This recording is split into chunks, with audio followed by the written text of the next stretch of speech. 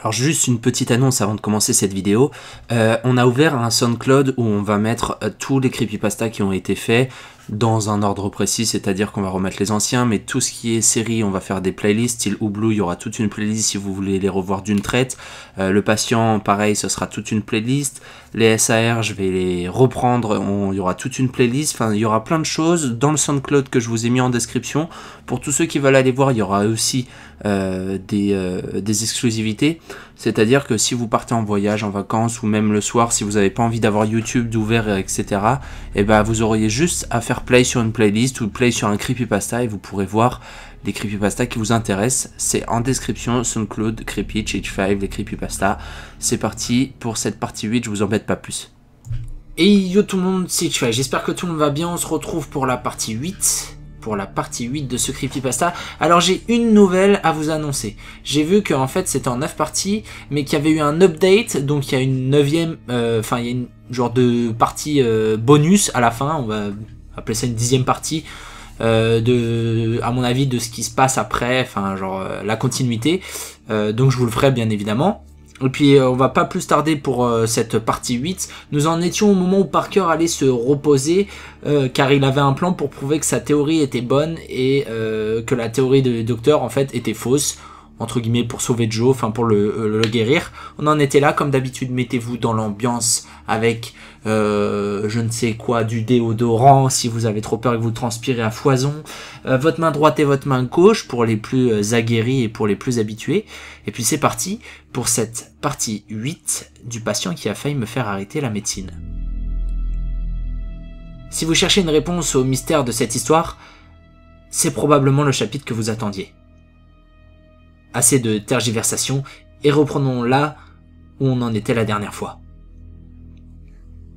J'aimerais pouvoir dire que j'ai suivi les instructions du docteur G et que j'ai dormi comme un bébé en rentrant à la maison, mais le fait est que ce que j'avais entendu cette nuit-là rendait le sommeil pratiquement impossible.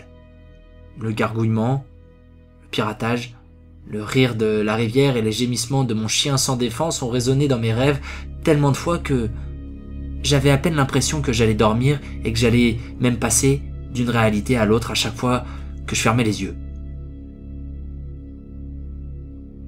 Une petite pitié, c'est que ma fiancée a eu une autre nuit d'études tardives et je n'ai donc pas eu à faire face à la culpabilité et à la honte de l'avoir réveillée avec mes sorties constantes et hurlantes du repos. Finalement, désespéré de sommeil, j'ai lavé quelques pilules anti-anxiétiques avec une bonne quantité de vin et, d'une certaine façon, la combinaison de produits chimiques a fait fuir le cauchemar. Cependant, le son de mon réveil, qui semblait sonner la seconde suivante, après que j'ai fermé les yeux, n'a fait qu'aggraver les horreurs de la nuit précédente avec un mal de tête foudroyant. Pourtant, une douche, un ibuprofène et un petit océan de café plus tard, je me sentais au moins assez fonctionnel pour conduire. C'est ainsi que j'ai déterré ma copie du dossier de Joe sur le contenu de riz frit maintenant périmé que j'avais essayé de manger la nuit précédente, et j'ai regardé la première page pour trouver l'adresse de son domicile inscrit. L'endroit indiqué expliquait instantanément comment la famille de Joe pouvait se permettre 20 ans de traitement en milieu hospitalier pour une affection apparemment incurable. Il était situé dans une partie de l'État si tristement célèbre pour sa richesse que son nom même évoquait des images de voitures plaquées or, de maisons palatiales et de yachts familiaux. De plus, un rapide coup d'œil à MapQuest montre que la maison familiale de Joe se trouve au centre d'un vaste domaine en bordure de l'eau. Dans d'autres circonstances, j'aurais été au moins un peu curieux de voir de près à quoi cela ressemblait. Mais, dans ce cas, la seule chose qui m'a frappé, c'est à quel point l'endroit était isolé. La seule miséricorde était qu'il n'y avait qu'1 heure et demie de route de là où j'étais, et qu'il serait plus court si la circulation était faible. Alors, en plaçant les instructions de MapQuest sur le siège passager de ma voiture pour que je puisse y réfléchir facilement, j'ai mis l'uniforme de mon médecin, je suis entré dans ma voiture et j'ai commencé à chercher ce qui m'attendait sur le lieu de naissance de Joe, si c'était bien ce que c'était, en effet la folie. Si j'avais cru que la nature avait un sens de l'ironie, cette pulsion aurait été une preuve solide à mon appui. Le temps était le genre de baume d'automne frais que l'on espérait et pris pour chaque année.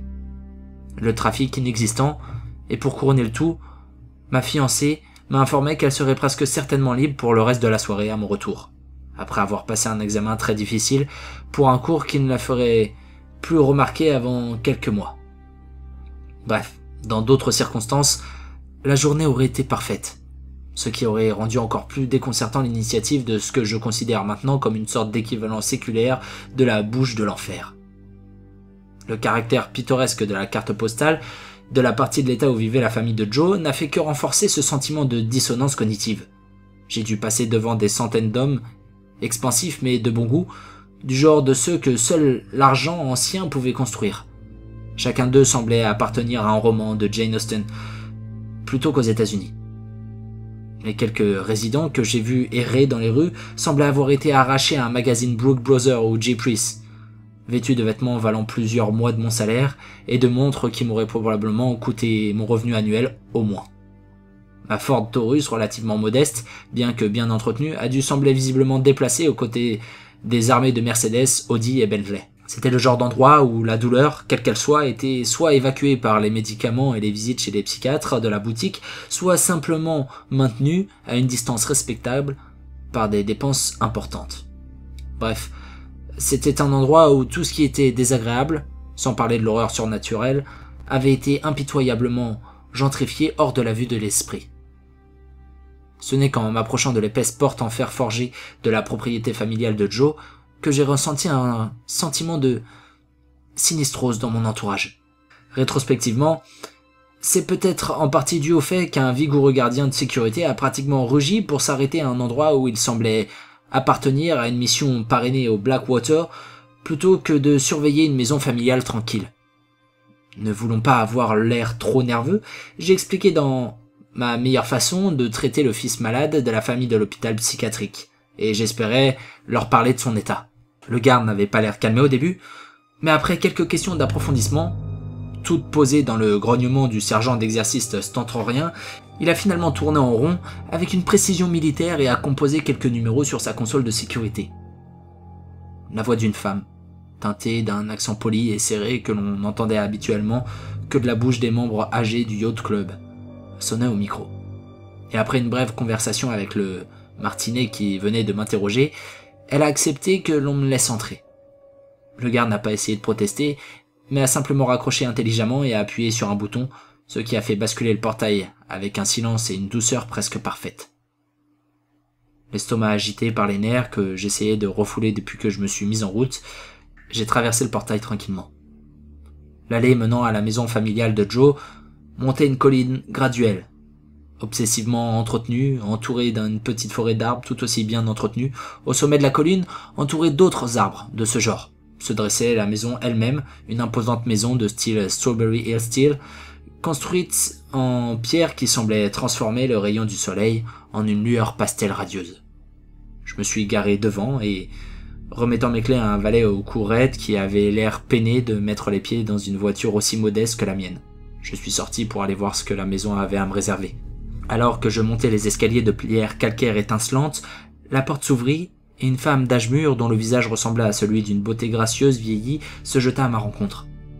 Je dois admettre qu'en la rencontrant, j'ai d'abord pensé que ce n'était pas le genre de personne que je pouvais imaginer conspirer pour garder secrète l'agression sexuelle d'un enfant, même par déni. Elle avait un air aimable, mais elle était ceinte d'un acier si naturellement aristocratique que j'imaginais qu'elle devait être née en sonnant une cloche pour appeler les serviteurs. « Dr H ?» dit-elle dans la même école préparatoire avec l'accent infléchi que j'avais entendu à l'interphone. « C'est un plaisir de vous recevoir. Le Dr G a appelé pour me prévenir que vous viendriez aujourd'hui et je dois dire que je suis soulagé. Je me suis toujours autant interrogé sur mon pauvre Joseph et je n'ai presque rien entendu de l'hôpital.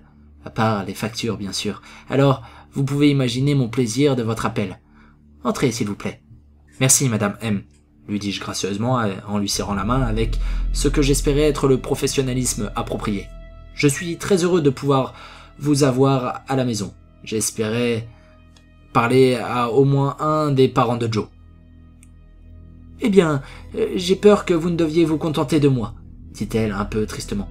Le père de Joseph est mort depuis 10 ans. Cependant, si je peux vous aider, je serai heureux de le faire. Viens dans le salon et on parlera. Le salon était en fait une chambre haute, voûtée, copieusement meublée d'acajou vieilli et de bois couleur cerise, avec ce qui semblait être quelques véritables têtes d'animaux montés. N'ayant pas l'habitude d'être habitué au piège d'une richesse aussi avancée, je me suis naturellement pris à regarder autour de moi avec beaucoup d'émerveillement lorsqu'une monture particulière m'a fait revenir en état de choc et m'a fait dire un petit mot d'encouragement. Pour être franc, ce n'était pas la tête de ce que j'avais jamais vu, ni ce que je voulais revoir. Si j'avais su que c'était vrai, j'aurais fait des cauchemars pour le reste de ma vie. De la plaque sur laquelle elle était graffée, s'étirait une tête bulbeuse, presque informe, de près d'1 pied de long, portant une paire d'yeux massifs, jaunes maladifs, segmentés aux plusieurs rangées de pinces qui avaient l'air d'avoir été un jour couverts de venin. Voyant mon horreur, Madame M a suivi mon regard et s'est mise à trembler. C'est affreux, n'est-ce pas? Mais je n'ai jamais eu le courage de l'enlever. Ne vous inquiétez pas, ce n'est qu'une pièce artistique, rien de réel. Charles, le père de Joseph, je veux dire, était un chasseur accompli, et quand les terreurs nocturnes de Joseph ont commencé, il a pensé que cela pourrait l'aider si nous prétendions qu'il avait attrapé et tué la chose, et monté sa tête dans cette pièce. Nous avons demandé à un artiste d'obtenir une description de ce à quoi ressemblait de la part de Joseph lui-même, et d'étudier ses dessins. Et c'est ce qu'il a fait. Elle renifla amèrement. La chose hideuse n'a pas rassuré Joseph, bien sûr. Au contraire, je soupçonne que ça l'effraie encore plus. Mais depuis sa longue hospitalisation, je l'ai gardé ici en partie pour me rappeler combien Charles voulait voir Joseph guéri. Et en partie comme une sorte de symbole d'espoir pour moi qu'un jour Joseph puisse vaincre la maladie mentale qui lui a fait imaginer la chose crasseuse au départ. Toujours fasciné par le dégoût et la fascination, il m'a fallu pas mal d'efforts pour m'arracher les yeux de cette représentation monstrueuse du croque-mitaine d'un enfant de 6 ans. Cependant, la mention de ces terreurs nocturnes m'a rappelé mon but, et je me suis tourné vers la mère de Joe. « Madame M, ce sont les terreurs nocturnes de Joe qui m'ont amené ici. Après avoir répété mon mensonge plusieurs fois dans la voiture en chemin, même si nous avons essayé plusieurs traitements avec votre fils, nous avons commencé à nous demander si sa psychose plus durable n'était pas liée à ces terreurs nocturnes antérieures. Nous ne les avons jamais vraiment explorées. Quand il est arrivé, il y a peut-être quelque chose que nous aurions appris si nous avions posé des questions à leur sujet dès le départ. » La mère de Joe m'a jeté un regard pénétrant, et pour la première fois, j'ai été frappé par le fait que, malgré son apparence extrêmement soignée, elle semblait vraiment anxieuse, voire désespérée à la recherche de bonnes nouvelles. « Docteur H, d'abord, appelez-moi Martha. Si vous voulez vraiment essayer de ramener mon fils après toutes ces années, alors au moins, nous devrions être en bons termes de prénom. Deuxièmement, je suis heureux que vous exploitiez cette ligne de questions particulière. Je me suis souvent demandé si Joseph n'aurait pas été épargné par ce qui ne va pas chez lui si nous l'avions amené voir un médecin pour lui parler de ses terreurs nocturnes. Alors demandez ce que vous voulez. Si je connais la réponse, je vous la donnerai. » J'ai hoché la tête. « Merci, madame... Martha. Martha, pouvez-vous me dire quand les terreurs nocturnes de Joseph ont commencé ?» Martha hocha la tête. Quand il avait 3 ans, nous avions déménagé dans cette maison et décidé qu'il était temps pour lui d'avoir sa propre chambre. J'étais enceinte de sa petite sœur Elisa à l'époque, et alors que nous aurions pu abattre quelques murs et agrandir la crèche, tous nos amis ont dit que 3 ans était trop vieux pour dormir encore dans une chambre pour bébé. Nous avons donc demandé à un décorateur d'aménager une des plus petites pièces du grenier pour en faire la chambre de garçon la plus charmante que vous puissiez imaginer et d'y placer Joseph. Il a adoré sa nouvelle chambre quand il l'a vue pour la première fois et sa nounou a pratiquement dû le traîner jusqu'au repas pour qu'il la quitte. Mais cette nuit-là, elle a avalé fortement et a levé la main. « Si ça ne vous dérange pas, Dr H, je vais me servir un verre avant de continuer. Est-ce que vous en voulez un ? Parker, s'il vous plaît. » Et j'ai répondu « non merci ». Elle se leva et se dirigea vivement vers un globe terrestre sculpté à la main et versa une généreuse portion de liquide ambré dans un verre cristal fin qu'elle fit tourner pendant quelques instants avant de prendre la première gorgée. Apparemment apaisée, elle s'assit de nouveau et continua à parler. « Cette nuit-là, Parker, Tu ne peux pas imaginer à quel point c'était terrible. Joseph a commencé à crier comme s'il était assassiné à peine 1 heure après qu'on l'ait mis au lit. Et quand nous sommes allés le voir, il nous a dit qu'un insecte géant s'était emparé de sa tête avec ses pinces et qu'il avait ses griffes sur lui. Sa literie ne montrait aucun signe de dommage et son visage était complètement indemne, alors nous l'avons comparé à un cauchemar d'être dans une nouvelle chambre. On pensait que ça partirait avec cette nuit-là, mais ça n'a pas marché. Ça n'arrêtait pas d'arriver. Elle prit une autre gorgée de son verre et cette fois, c'était plus long et plus douloureux. Nous avons tout essayé. Nous avons posé des pièges près du mur d'où il a dit qu'il venait, mais ils n'ont jamais été libérés quand il s'est mis à crier et rien d'aussi gros que ce qu'il a décrit n'aurait pu l'éviter. Puis mon mari a fait appel à un sculpteur pour faire ce que vous avez vu lorsque nous sommes entrés, mais cela n'a servi à pas grand-chose. Finalement, nous avons décidé que Joe voyait peut-être des insectes autour de la maison et qu'il était à l'origine du problème parce qu'il était tellement terrifié par les insectes que le simple fait d'en voir le rendrait hystérique. Nous avons donc engagé un exterminateur comme domestique et lui avons demandé d'aller dans la maison tous les jours tuer les insectes qui rampaient.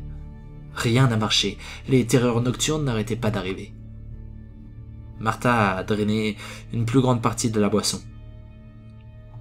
Charles insistait pour qu'il finisse par s'en remettre, que tous les petits garçons font des cauchemars récurrents ou de croque-mitaines, et que ce n'était pas différent. Il craignait que le faire damner Joe dans un asile psychiatrique n'affecte ses chances d'entrer dans une bonne école primaire, mais après 3 ans, je ne pouvais plus supporter le fait qu'il ait quelque chose en lui. Elle a terminé le dernier verre, et voulant clairement garder son sang-froid, l'a rempli très rapidement. Je ne l'ai pas interrompu, j'ai senti que c'était une histoire qu'il fallait qu'elle sorte. Quand il est sorti du bureau de ce cher vieux Thomas A, Parker, on ne croirait pas que ce petit garçon ait jamais eu peur de quoi que ce soit. Il n'arrêtait pas de nous dire avec excitation sur le chemin du retour qu'il n'avait plus peur du monstre, qu'il était courageux maintenant et que le monstre ne lui faisait absolument plus peur. « Je n'ai pas peur de moi, maman. Alors, je ne peux pas avoir peur du monstre, dit-il. Le magicien du château pour les gens tristes l'a dit. C'est ce qu'il n'arrêtait pas de répéter. » Elle a mis une main à sa bouche et a pu voir les larmes monter dans ses yeux. Elle a pris une autre gorgée de son verre.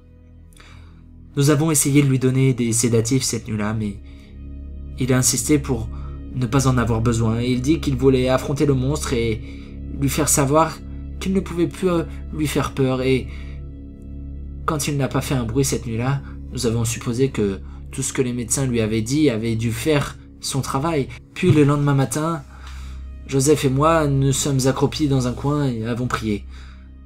Nous nous sommes regardés fixement et nous n'avons plus jamais revu le monstre depuis. J'ai frissonné. Ce n'était pas concluant en ce qui concerne ma théorie, mais l'entendre décrire avec tant de détails n'a fait qu'effluer la tragédie de ce qui était arrivé à Joe. Néanmoins, je devais m'assurer que ma théorie était correcte, alors je suis allé de l'avant avec ce que j'étais venu demander. Martha, j'ai une faveur à te demander. Ça peut aider pour le traitement de Joe. Elle acquiesça d'un signe de tête, alors qu'elle vidait le reste de son verre presque d'une gorgée. Oui, n'importe quoi. Nous pensons que Joe ait peut-être eu l'idée qu'au lieu que le monstre soit son imagination, une partie de lui était le monstre. Cela signifie que nous devons en savoir plus sur la possibilité de ses origines. Dans l'une des cassettes que nous avons des séances de thérapie de Joe, il dit que le monstre est sorti de son mur. Si ça ne vous dérange pas, j'aimerais voir la chambre.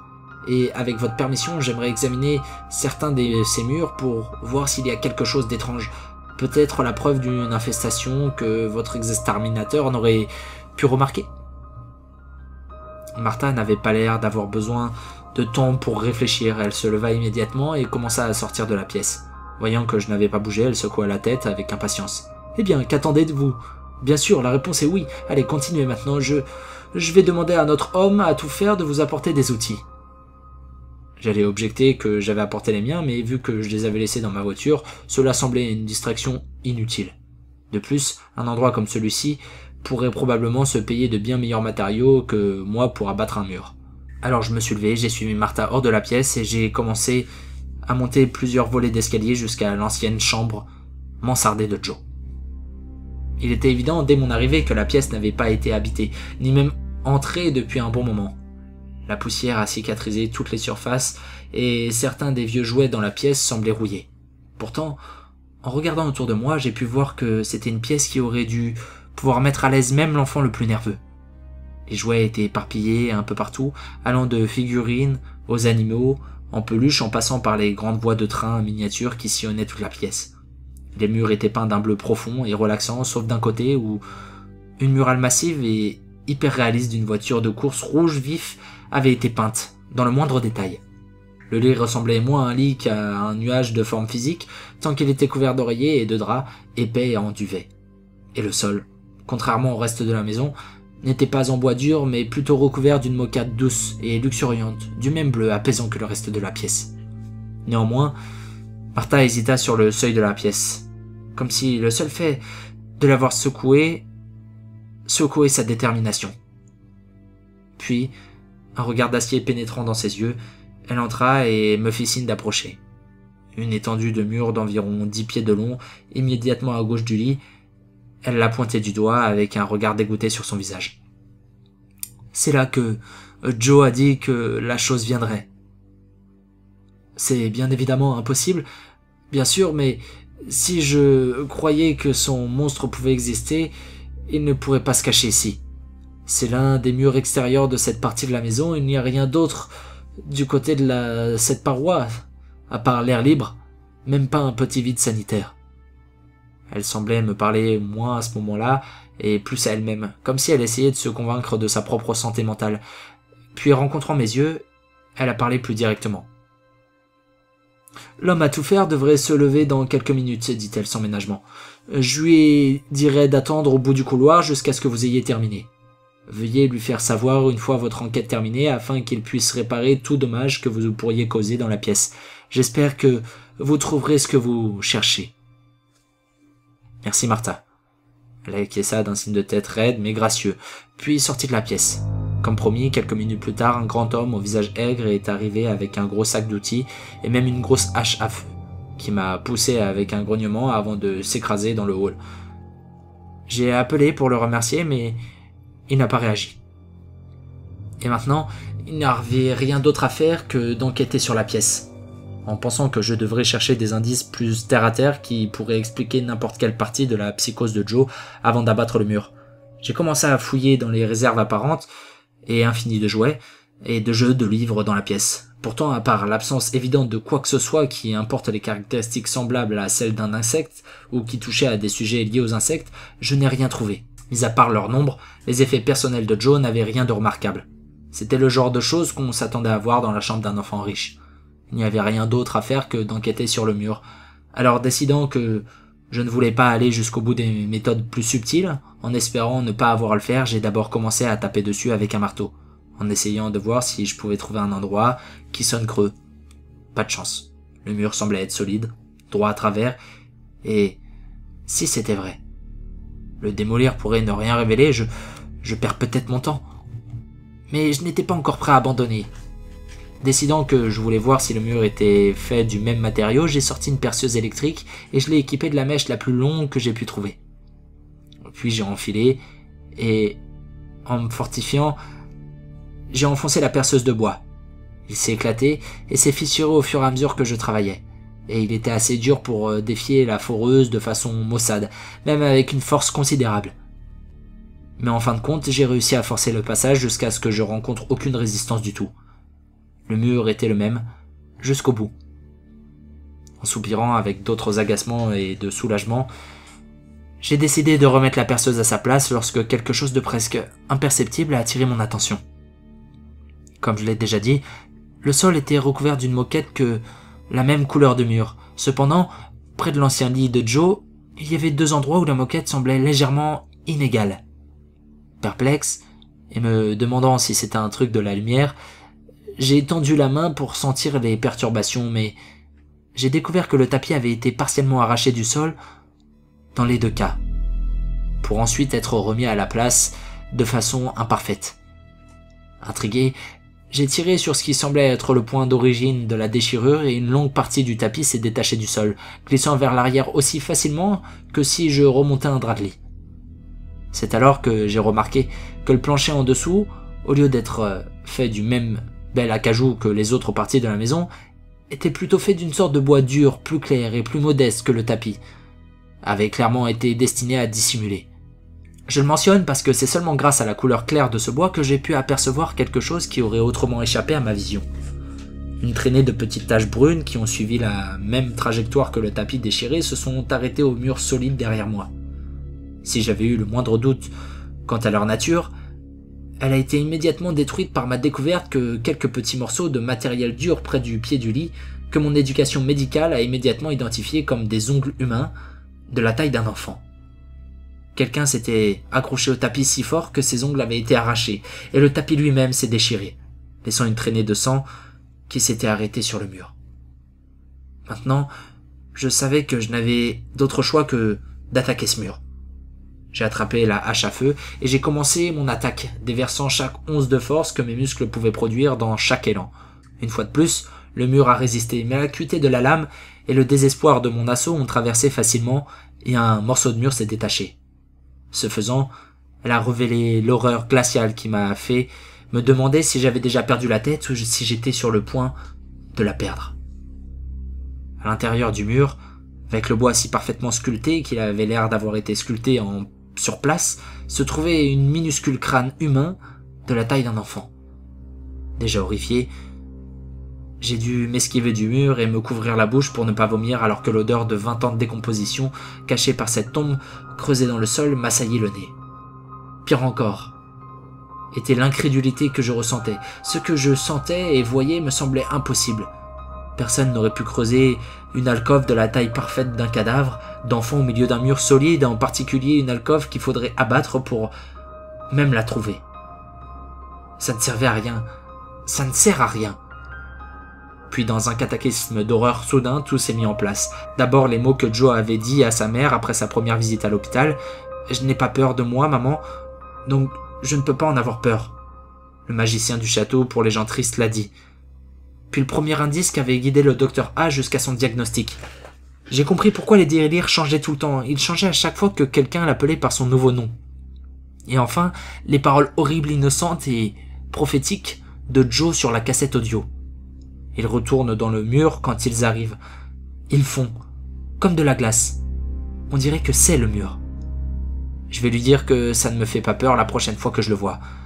L'afflux de pensée qui m'a fait exploser l'esprit était si terrible que je n'ai pas pu m'empêcher de crier à haute voix, parce que cet instant, j'ai su ce qui s'était passé avant était bien pire que ce que moi ou le docteur A avions supposé. Le vrai Joe M était mort depuis la nuit de son premier retour de l'hôpital. Il avait été étouffé à mort dans un tombeau créé par des mains qui pouvaient fondre à travers un mur solide. Les mains de la chose qui avait tourmenté. Et puis, ayant appris que c'était Joe, le monstre qui vivait de sa peur et de sa souffrance avait pris sa forme et s'était rendu au buffet de tout ce qu'il pouvait manger, qui était notre château pour les gens tristes. Là-bas, il avait torturé 2 décennies de patients mentaux et des médecins sans méfiance. Il s'était engraissé après des années de mauvaises pensées qui avaient à peine eu à travailler pour produire. Et à chaque tentative que nous avions faite pour le guérir, ce parasite anonyme et malveillant, nous lui avions envoyé une nouvelle victime. Si j'avais eu foi dans les pouvoirs curatifs ultimes de la science et de la médecine qui restaient avant cela, cette révélation l'aurait détruite. Mais aussi douloureux que ce fût, ce sentiment, il apportait aussi une sorte de froide clarté. Je savais que je devais le faire. Je savais ce que je devais faire. D'abord, je devais alerter Martha M de ce que j'avais trouvé. Et ensuite, je devais trouver un moyen d'obtenir justice pour le pauvre garçon assassiné dont je venais de désenterrer le corps. J'ai repris la hache à feu et j'étais sur le point de faire tomber le morceau du mur qui recouvrait le reste du corps caché de Joe de 6 ans. Lorsque Martha est arrivée en courant dans la pièce. Rétrospectivement, je suppose que mon cri a dû la faire se demander ce qui s'était passé. Quand elle a regardé le mur, je pense que son esprit a d'abord dû refuser d'accepter ce qui était là. Car tout ce qu'elle pouvait faire, s'était fixé, avec des yeux larges et incompréhensibles, le squelette de la taille d'un enfant qui avait été enseveli dans cette pièce maudite pendant si longtemps. Quand elle a finalement rompu le contact visuel avec lui, c'était pour me regarder d'un regard enfantin et suppliant qui semblait m'implorer, moi, le médecin, de fournir une explication rationnelle. Docteur H, qu'est-ce que ça veut dire? Je ne pouvais même pas commencer à formuler une réponse, alors je n'ai pas essayé. Au lieu de cela, j'ai répondu par une question personnelle. Madame M, je peux garder cette hache à feu? Me regardant encore avec un mélange de peur et d'incompréhension, elle hocha la tête lentement. Fin de ce creepypasta, de cette partie 8. Alors là, on arrive au moment assez intéressant. En fait, on commence à comprendre ce qui s'est passé, enfin même on comprend ce qui s'est passé durant ces 8 épisodes. On comprend en fait que... Enfin, c'est... Waouh. Alors si je récapitule, Joe est mort depuis plus de 20 ans maintenant. Enfin, depuis plusieurs années, combien d'années je ne sais pas. Enfin, il est mort depuis longtemps. Et la chose qui a pris la place de Joe, en fait, s'est matérialisée grâce à la peur...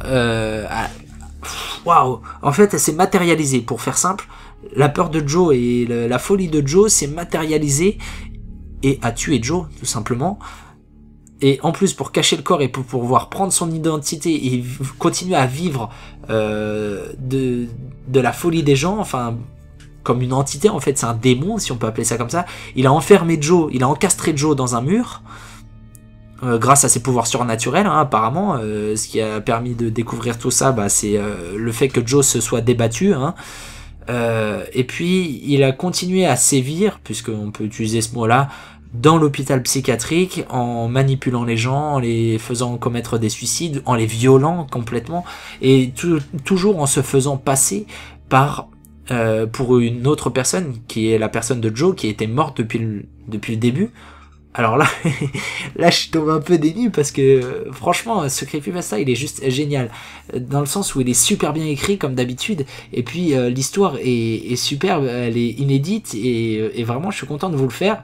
Alors j'attends de voir ce qui se passe dans cette partie 9, je pense qu'on va avoir la rencontre avec Joe, enfin le faux Joe, et voir ce qui va se passer. Et ensuite on aura aussi la partie bonus. Alors cette partie bonus, je sais pas de quoi elle traite, mais bon, on verra tous ensemble. J'espère que ça vous aura plu, en tout cas cette partie 8. On se retrouve pour la partie 9 très bientôt. C'était Hitch5, portez-vous bien, ciao tout le monde.